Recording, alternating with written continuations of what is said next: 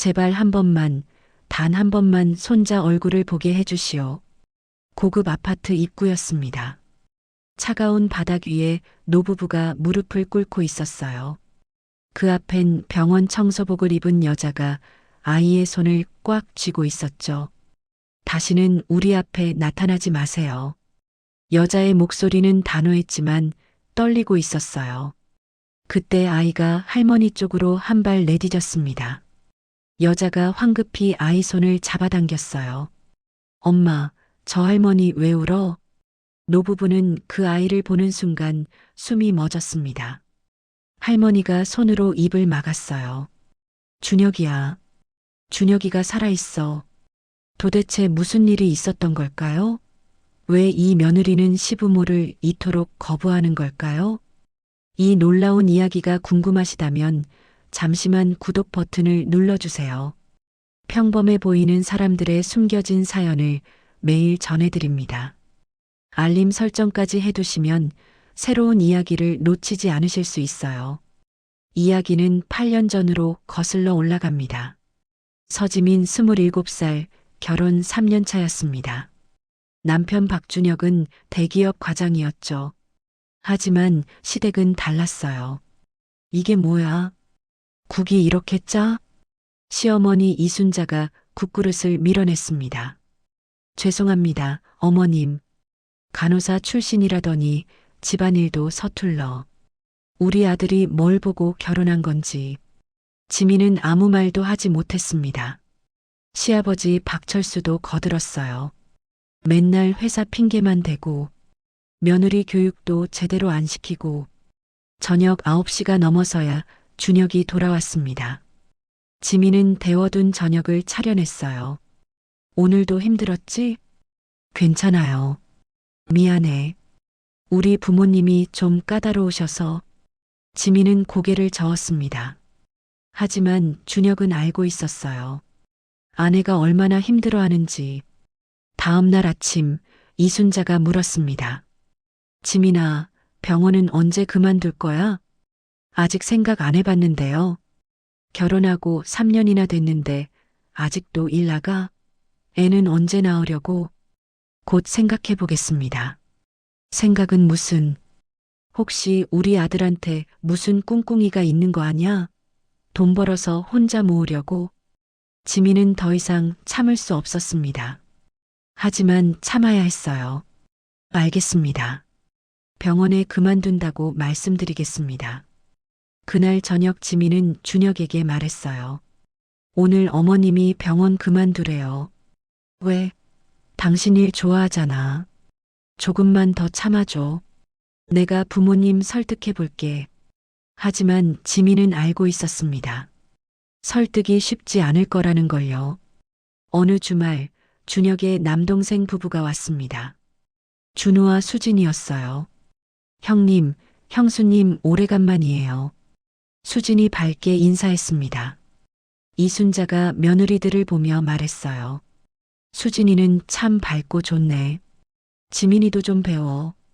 저녁 식사 자리에서 이순자가 물었습니다. 너희들은 애 계획 있어? 준우가 난처한 표정을 지었어요. 저희가 검사를 받아봤는데요. 불임이래요. 아이 갖기가 어렵다고. 순간 식탁이 조용해졌습니다. 이순자의 얼굴이 굳었어요. 뭐라고? 그럼 손주를 못 본단 말이야? 이순자는 한참을 말이 없다가 지민을 쳐다봤습니다. 그럼 지민이 너라도 빨리 낳아야겠네. 우리 집안대가 끊기겠어. 지민은 숨이 막혔습니다. 갑자기 모든 기대가 자신에게로 쏟아진 느낌이었어요. 그날 밤 지민은 잠을 이루지 못했습니다. 이 사람과 사랑해서 결혼했는데 왜 이렇게 힘들까? 왜 시댁에서는 나를 인정해주지 않을까? 하지만 지민은 몰랐습니다. 곧 더 큰 비극이 닥쳐올 거라는 걸요. 어느 금요일 밤 준혁은 회사 회식이 있었어요. 밤 11시쯤 전화벨이 울렸습니다. 형수님, 큰일 났어요. 준우랑 수진이가 교통사고 났어요. 빨리 병원으로 오세요. 지민은 병원으로 달려갔습니다. 응급실은 아수라장이었어요. 두 분 다 상태가 매우 위중합니다. 지민은 떨리는 손으로 준혁에게 전화했어요. 여보, 준우랑 수진이가 사고 났어.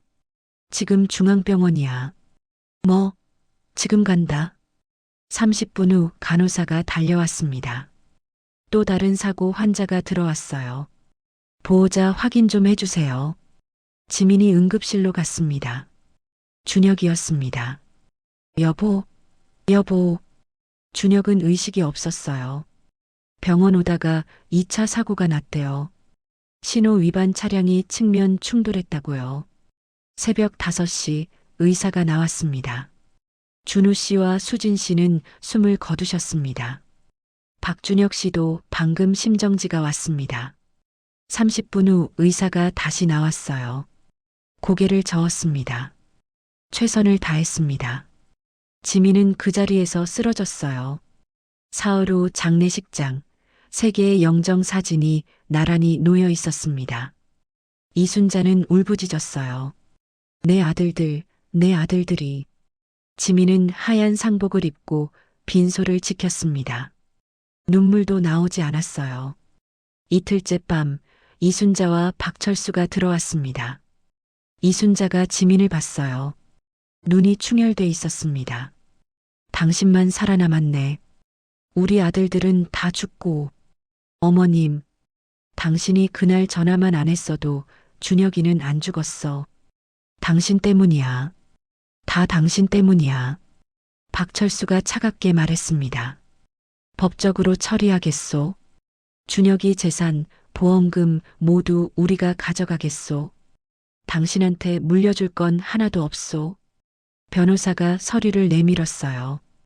여기 사인하세요. 모든 상속권 포기 각서입니다. 지민은 떨리는 손으로 사인했습니다. 이순자가 마지막으로 말했어요. 장례 끝나면 우리 앞에서 사라져요. 다시는 보고 싶지 않으니까. 지민은 고개를 숙였습니다. 눈물이 뚝뚝 떨어졌어요. 장례식이 끝났습니다. 지민은 작은 가방 하나만 들고 집을 나왔어요. 하지만 아무도 몰랐습니다. 그녀의 뱃속엔 이미 새로운 생명이 자라고 있었다는 걸요. 아니, 정확히는 그게 아니었습니다. 준혁이 남긴 더 큰 비밀이 있었어요. 하지만 그건 아직 아무도 모르는 이야기였죠. 8년이 흘렀습니다. 새벽 5시 알람이 울렸어요. 좁은 반지하 방 35살 지민의 손은 거칠어져 있었습니다. 옆 이불에서 9살 서준이가 자고 있었어요. 6시 대학병원. 지민은 파란색 청소복으로 갈아입었습니다. 거울 속 자신은 마흔처럼 보였어요. 복도 청소가 시작됐습니다. 환자들이 오가고 의사들이 지나갔어요. 아무도 지민을 쳐다보지 않았죠. 점심시간 구내식당. 옆 테이블 간호사들이 수군거렸습니다. 저 사람 청소 아줌마래. 나이는 우리랑 비슷한데. 손 좀 봐. 완전 거칠던데. 지민은 고개를 숙였습니다. 오후 3시 근무가 끝났어요. 서준이를 데리러 갔습니다. 반지하 방 곰팡이 냄새가 났어요. 엄마, 오늘 학교에서 그림 그렸어.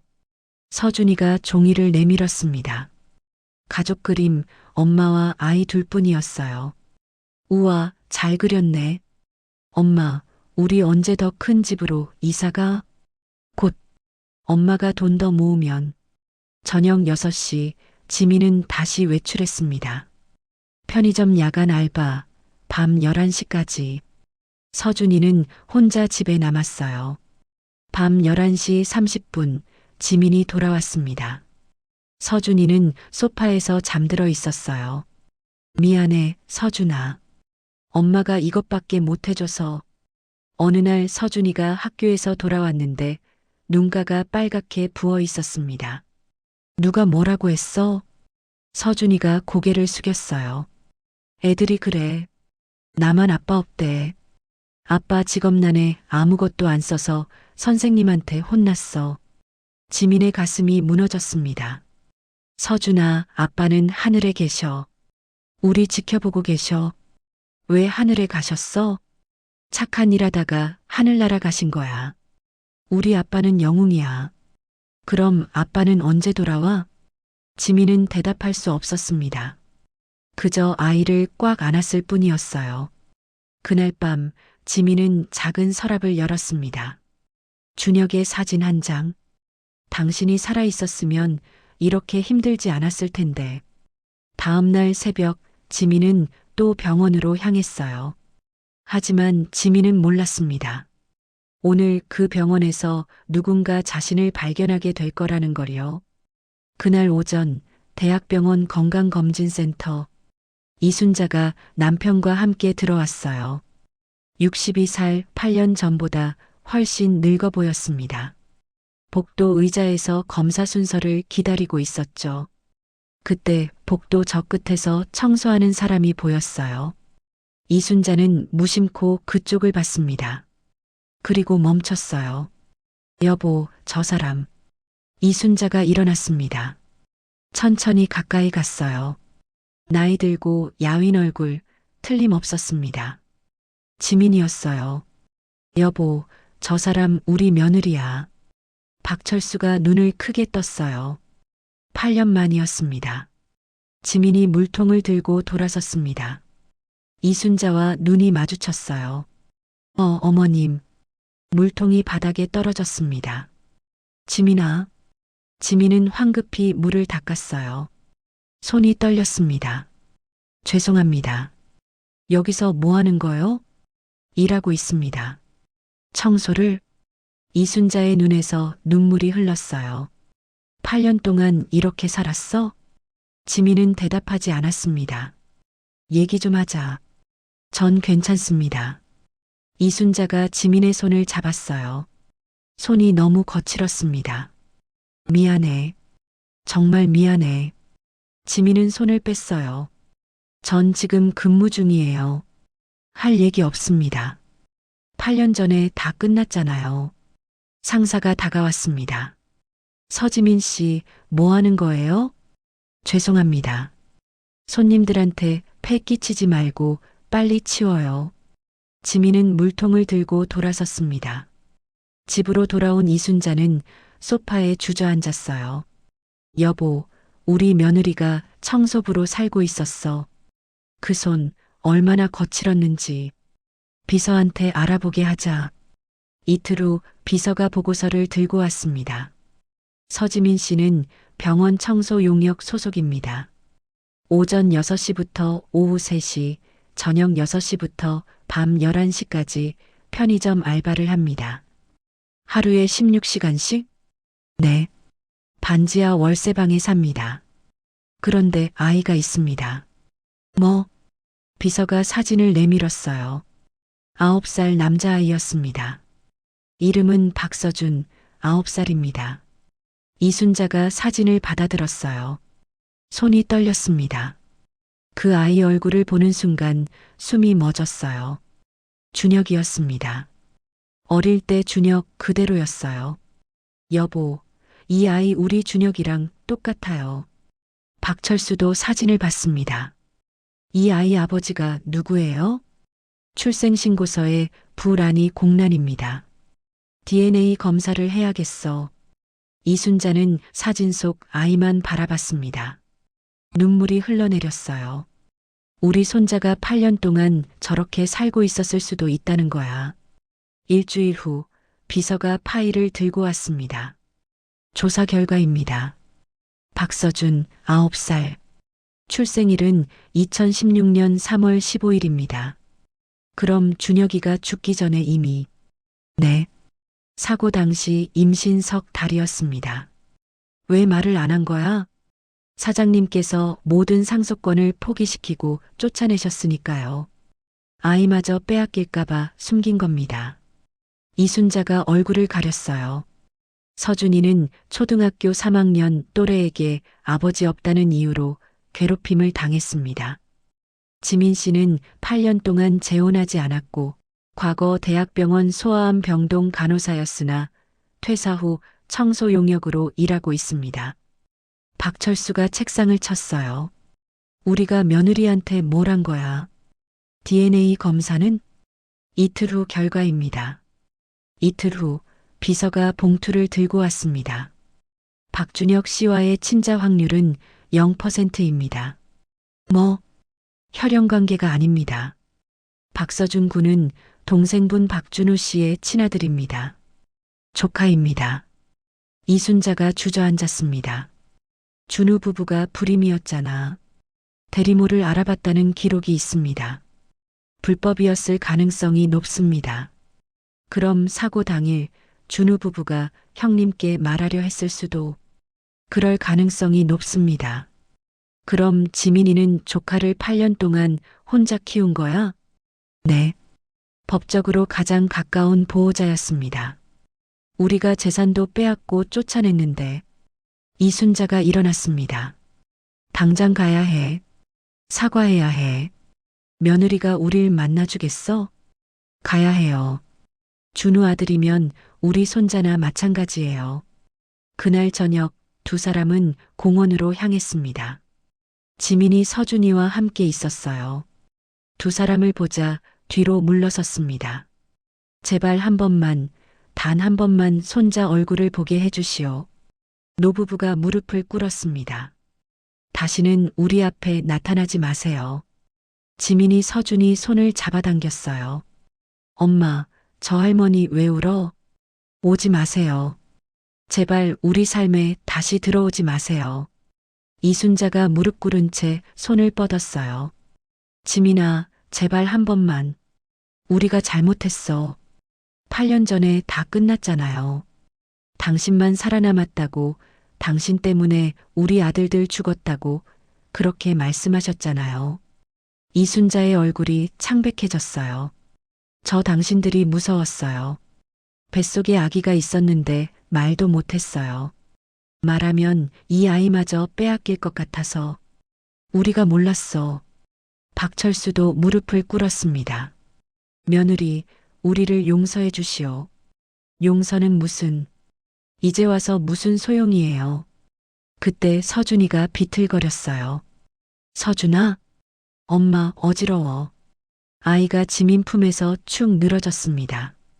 며칠 후 병원, 지민은 중환자실 밖에 앉아 있었어요. 사흘 동안 잠도 못 잔 얼굴이었습니다. 의사가 나왔어요. 급성 백혈병입니다. 즉시 치료를 시작해야 합니다. 지민의 얼굴에서 핏기가 사라졌어요. 원무과 직원이 서류를 내밀었습니다. 입원 보증금 200만 원, 치료비는 약 5천만 원 예상됩니다. 지민이 통장을 꺼냈어요. 잔액 12만 원. 카드를 내밀었습니다. 삑. 한도 초과. 마지막 카드. 삑. 또 실패.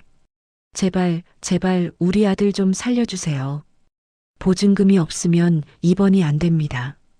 지민은 계단으로 비틀거리며 내려갔습니다. 계단 중간에 주저앉았어요. 치료비 견적서가 손에서 미끄러져 바닥에 떨어졌습니다. 어떡하지? 어떡해? 병실 문 너머 서준이가 산소 마스크를 쓰고 누워 있었어요. 서준이 작게 물었습니다. 엄마, 나 죽어? 지민은 유리창에 손을 대고 목 놓아 울었습니다.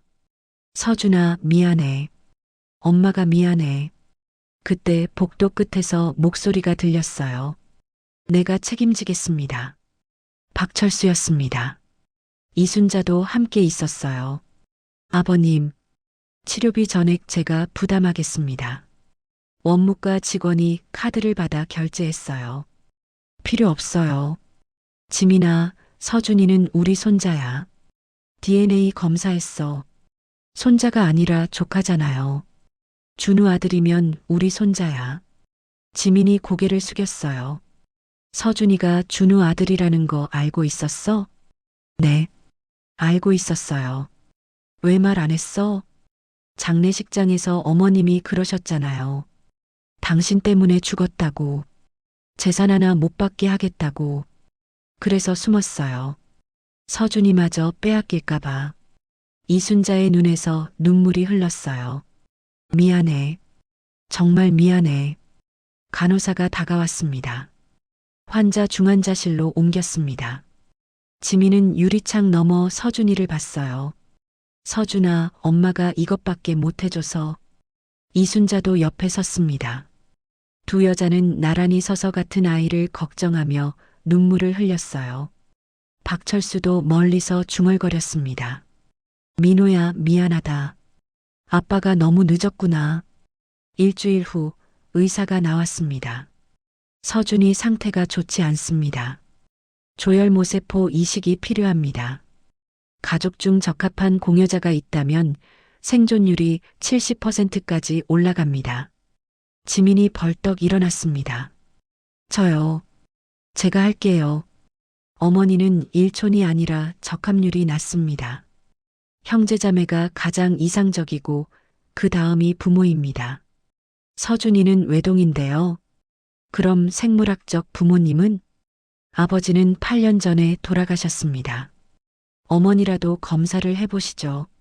며칠 후 결과가 나왔어요. 유감입니다. 적합하지 않습니다.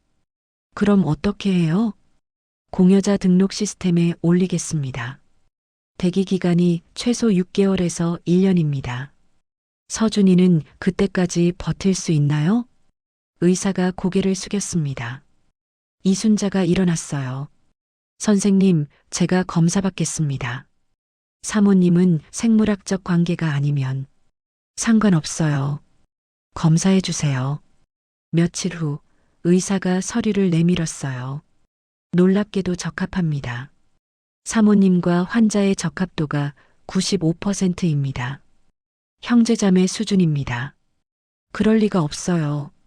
혈연 관계가 아닌데. 유전자 검사를 다시 해보시겠습니까? 일주일 후 의사가 세 사람을 불렀습니다. 유전자 검사 결과가 나왔습니다. 박서준 군과 사모님 사이에는 직계 혈연 관계가 확인됩니다. 뭐라고요? 정확히는 이모와 조카 관계입니다. 이모? 네. 사모님과 박서준 군 생모 사이에 자매 관계가 확인됩니다. 저는 외동딸인데요. 의사가 다른 서류를 꺼냈습니다. 혹시 입양이나 생모에 대해 들으신 적 있으십니까? 이순자의 얼굴이 창백해졌어요. 어릴 때 들었어요. 엄마가 재혼하시면서 제가 데려온 딸이라고. 어린 동생이 하나 있었는데 친가에 맡겨졌다고. 그 동생 이름이 뭐였어요? 이수진이었어요. 지민의 손에서 가방이 떨어졌어요. 수진 언니가 제 동서였어요. 준우 아내. 세 사람은 말을 잃었습니다. 그럼 제가 8년 동안 친동생 아이를 모르고 있었다는 거예요? 네. 그렇습니다. 며느리는 알고 있었소? 네. 수진 언니가 대리모로 아이를 낳았어요. 하지만 언니가 어머님 동생인 건 몰랐어요. 왜 말 안 했어? 말하면 뺏길 것 같았어요. 수진 언니 유언이 저한테 아이를 맡긴다는 거였어요. 이순자가 울었어요. 우리가 모르는 사이에 동생이 죽었고 동생 아이를 8년 동안. 이제 어떻게 해야 합니까? 의사가 말했습니다. 이식 수술을 진행하시겠습니까? 이순자가 고개를 끄덕였어요. 합니다. 당연히 합니다. 제 조카니까요. 고맙습니다. 정말 고맙습니다. 이순자가 지민의 손을 잡았습니다. 미안해. 내가 진작 알았어야 했는데. 두 여자는 서로를 끌어안고 울었어요. 박철수는 창밖을 바라보며 중얼거렸습니다. 수진아, 미안하다. 내가 내 처제였는지도 모르고. 수술 당일 아침, 이순자가 수술복으로 갈아입고 있었어요. 지민이 들어왔습니다. 무섭지 않으세요? 무섭지. 하지만 우리 서준이 살릴 수 있다면. 이순자가 지민의 손을 잡았어요. 내가 고마워. 내가 8년 동안 서준이 지켜줘서. 너는 진짜 엄마였어. 수진 언니 이야기 좀 해주세요. 수진이는 나보다 5살 어렸어. 엄마가 재혼하시면서 헤어졌지. 준우가 결혼한다고 했을 때 처음 봤는데 못 알아봤어. 간호사가 들어왔어요. 사모님 준비됐습니다. 수술실 문이 닫혔습니다. 6시간 후 의사가 나왔어요. 성공적으로 끝났습니다. 환자도 공여자도 모두 안정적입니다. 석 달 후 병실. 서준이가 침대에 앉아 있었어요. 얼굴에 혈색이 돌았습니다. 엄마, 나 이제 괜찮아? 이순자가 들어왔습니다. 할머니가 저 살려줬어요. 할머니가 고맙지. 우리 서준이 건강하게 자라줘서. 의사가 들어왔어요. 퇴원 가능합니다. 완치 판정입니다. 일주일 후 새 집. 햇빛이 잘 드는 아파트였습니다. 서준이가 뛰어다녔어요. 엄마, 여기 내 방이야? 이순자와 박철수가 들어왔습니다. 할머니, 할아버지, 같이 살아요. 할머니는 우리 집에서 살아야지. 하지만 자주 놀러 올게. 박철수가 지민에게 봉투를 내밀었어요. 준혁이 보험금이야. 8년 전에 압류했던 거. 그리고 이건 서준이 명의 통장. 받을 수 없어요. 원래 내 거야. 지민의 눈에서 눈물이 흘렀습니다. 이순자가 지민을 안았어요. 우리가 고마워. 내가 우리 가족을 지켜줘서. 저녁 식탁에 네 사람이 둘러앉았습니다. 엄마, 아빠는 어디 있어? 아빠는 하늘나라에 계셔. 엄마도 삼촌도 고모도 다 같이 너를 사랑해서 지켜보고 계시는 거야. 아빠, 엄마 고마워요. 저 건강하게 잘 살게요. 박철수가 잔을 들었어요. 우리 모두 건강하게 오래오래 살자. 네 사람이 잔을 부딪혔습니다. 창밖으로 석양이 보였어요. 따뜻한 빛이 집안을 채웠습니다. 8년 만에 찾은 평화였습니다. 지민은 생각했습니다. 준혁 오빠, 준우 오빠, 수진 언니. 하늘에서 편히 쉬세요. 우리 서준이 잘 키울게요. 서준이가 웃으며 말했습니다. 엄마, 난 정말 행복해. 지민이 아이를 꼭 안았어요. 나도 서준아. 나도 정말 행복해.